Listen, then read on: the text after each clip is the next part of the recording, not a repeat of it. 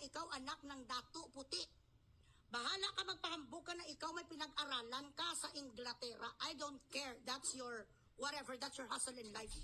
Isa lang ang ayaw ko, wag mong iniinsulto si BP Sara dahil hindi bagay na ikaw ang mag-insulto sa kanya. You are not even an inch of a woman like her. Hindi mo naabot ang mga bagay-bagay na naabot na niya.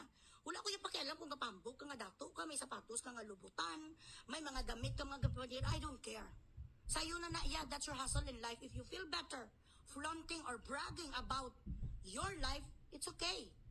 Pero, kapag kinanti mo, ito, si Sara Duterte na mahal ko dahil anak siya sa presidente nga mahal ko. At mahal ko sa bilang VP at binoto ko, dyan tayo magkakasamaan talaga. So mag-iwas-iwas tayo sa isa't isa. Kasi ako magulo talaga akong kaaway. Ibilat sing iloy, grabe, ko yung kaaway. Hindi talaga ako yung stop. I do not stop. I don't even feel fear. I don't feel scared. Kung mamatay man ko bukas, pugutan ko sa ulo dahil sa pinaglalaman ko, no problem. Hindi ko natatakot basta alam ko may ginapanindigan ko. I've never been prouder in my life being a Filipino until Digong became our president. And now, I am not, excitement is an understatement that Sara Duterte is going to be the next president.